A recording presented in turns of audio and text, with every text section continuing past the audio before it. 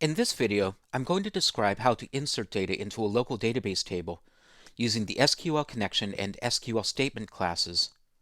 For this demonstration, I'll use an application named insertdata.mxml from the Chapter 09 Begin project.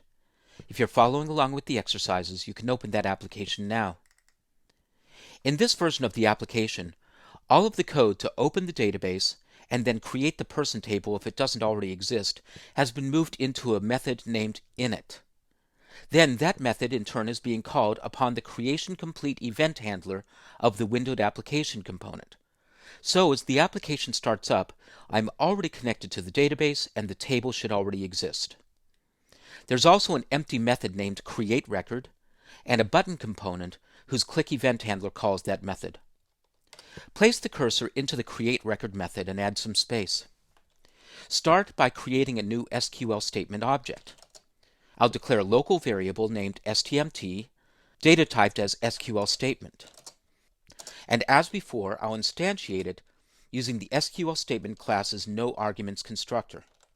Then I'll set the object's SQL connection property to my SQL connection, which I've named SQLCon.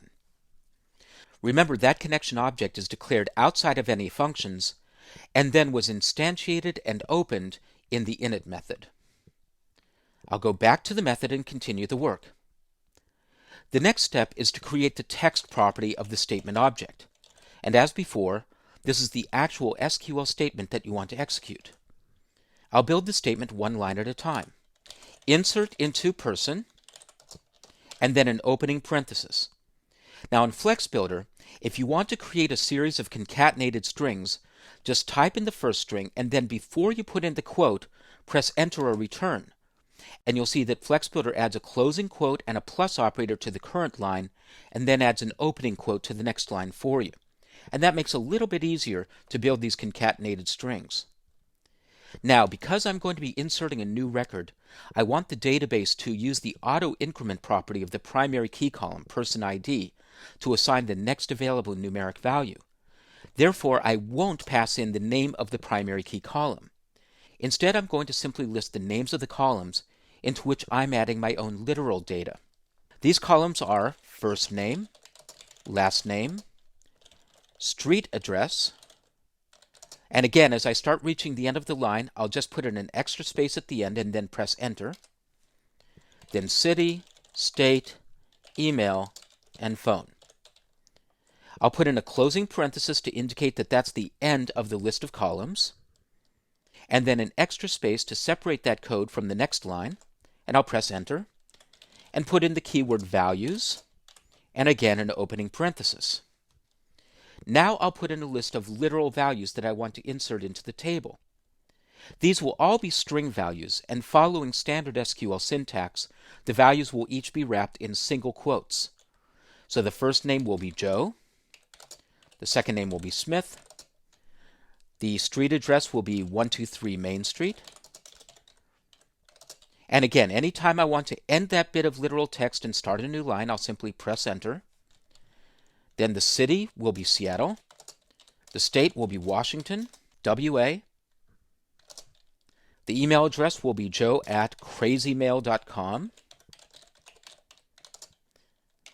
And the phone number will be 123-555-1111, or any other phone number you want to enter. And I'll close the SQL statement with a closing quote and a semicolon. So that's my SQL statement.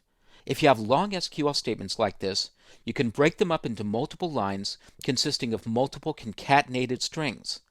They're all pushed together or concatenated into a single string and then assigned to the text property of the SQL statement object. Now I'll execute the statement to actually add the data to the database. I'll call stmt.execute, just as I did before. Then I'll get the result by declaring a variable named result, data typed as SQL result.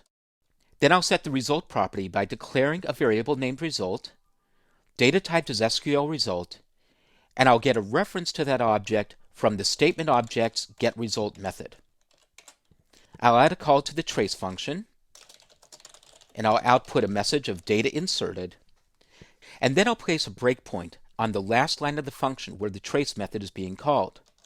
I'll save the changes and run the application in debug mode. I'll click the Create Record button, and in the background you should see that Flex Builder prompts you to go to the Flex Debugging perspective. I'll switch to Flex Builder, click Yes to switch to the Flex Debugging perspective, take a look at the Variables view, and then look at the Result object. You should see that the Result object's complete property returns true. The row's affected value should be 1, meaning that one row was inserted. And so that tells you that this was a successful operation. Now in the next video, I'll show you how to retrieve that data from the database table and then store it in your Flex Air application for use and presentation.